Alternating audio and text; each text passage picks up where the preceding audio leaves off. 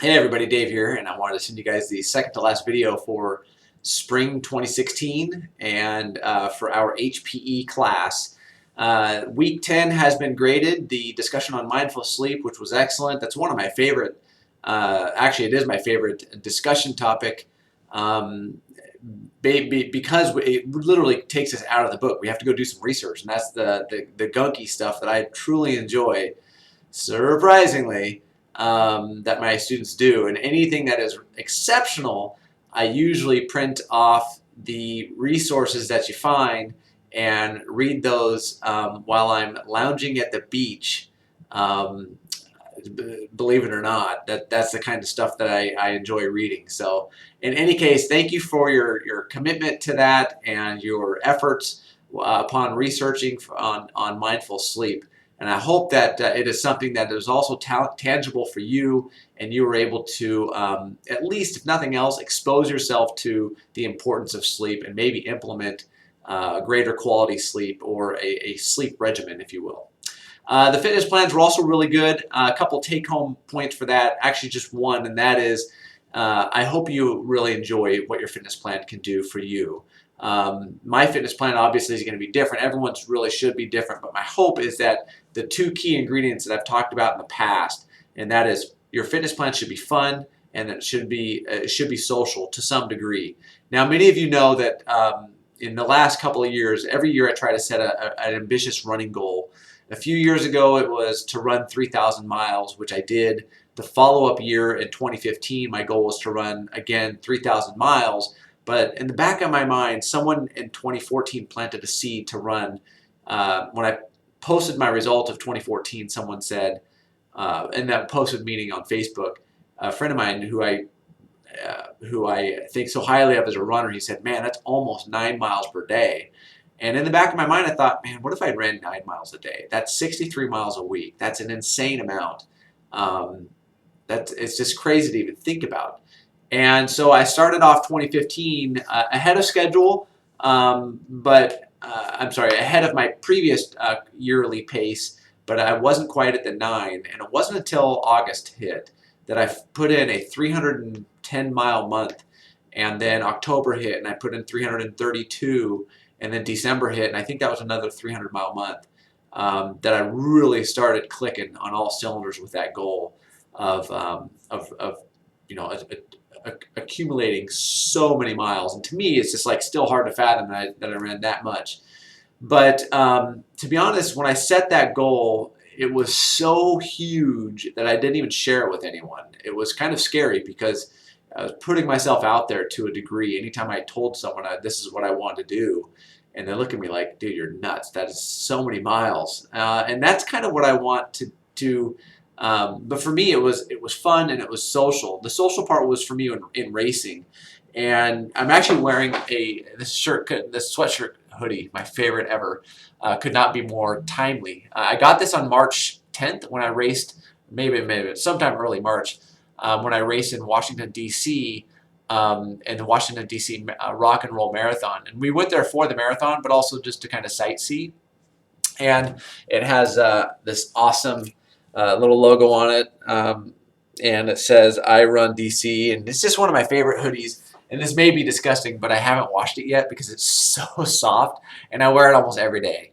I don't think it's disgusting. My wife thinks it is. Whatever. In any case, these are the things that, for me, that's the social element of running, is being around others, being around my friends. There were about 6 of us who went to Washington, D.C., and it's just a great time, a great experience for all of us. And it was, I mean, running can be definitely not fun at times, but for the most part, as I reflect, gosh, they really, truly are great. They're fun and they're social, and I think those are the important ingredients to have in your fitness plan. So if you created something that isn't fun and that isn't social and that isn't going to be sustainable, then recreate, man. You've got to do something that is going to inspire the hell out of yourself.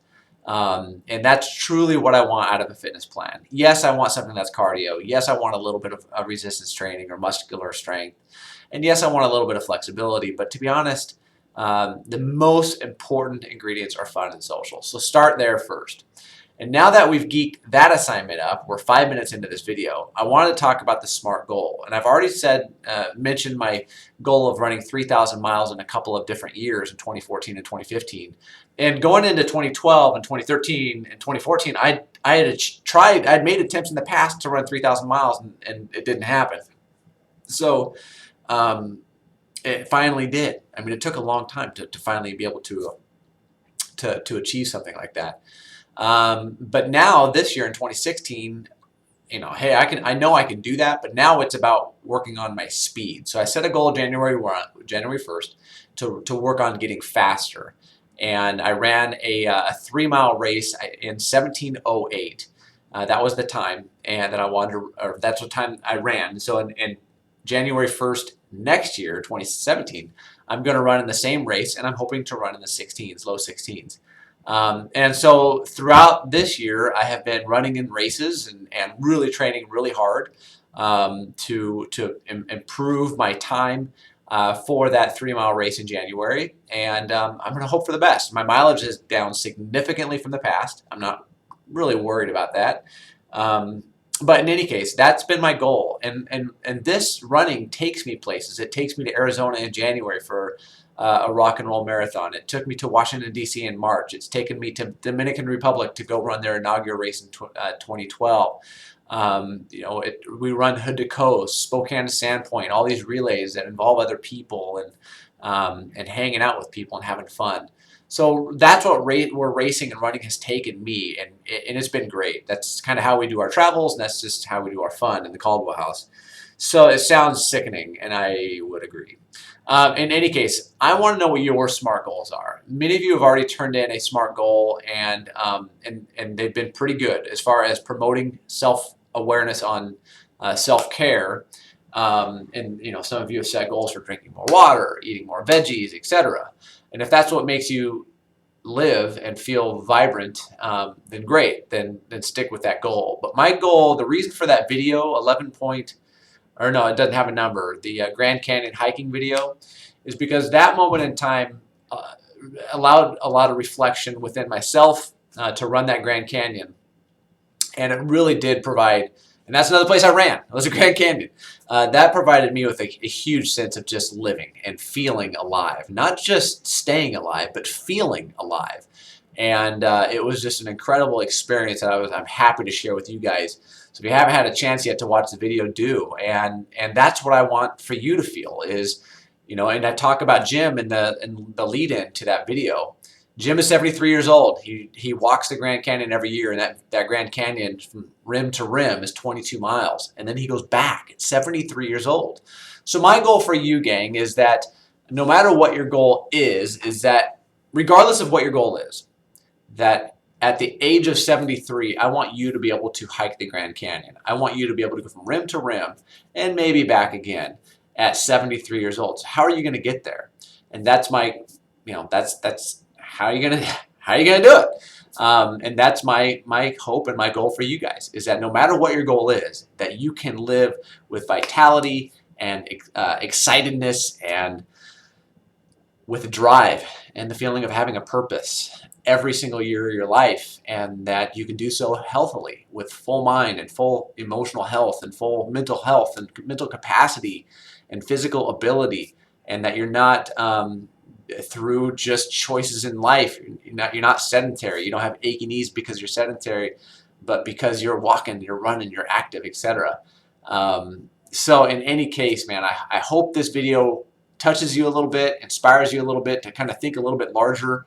And I don't want anything academic as far as your goals. I don't want to hear that you're setting a goal to finish your degree. You're already doing it, man. So set another goal in 5 to 10 to 15 years of what you want your life to look like.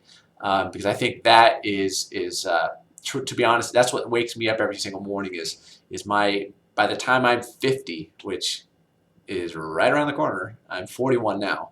By the time I'm 50, I want to be fluent in a few things and be able to do a few things. But in order to do that, I've got to live healthily, and I've got to eat well, and I've got to keep exercising in order to be able to achieve those goals. There's a lot here, and it's 10 minutes. So I'm hoping that this does penetrate those barrier walls that people put up a little bit. And I want you to think creatively and about your goal. And if you want to resubmit, you certainly can. You've already got the 40 points, many of you. Or you can just live with what you have. It's totally fine. And if you have not submitted your goal yet, you have until tonight. Holy smokes, it's tonight. Yeah, June 15th. Get on it. I will look forward to reviewing the rest of the goals. And you guys have any questions, you know what to do. I'll send you out another video on Friday. Take care.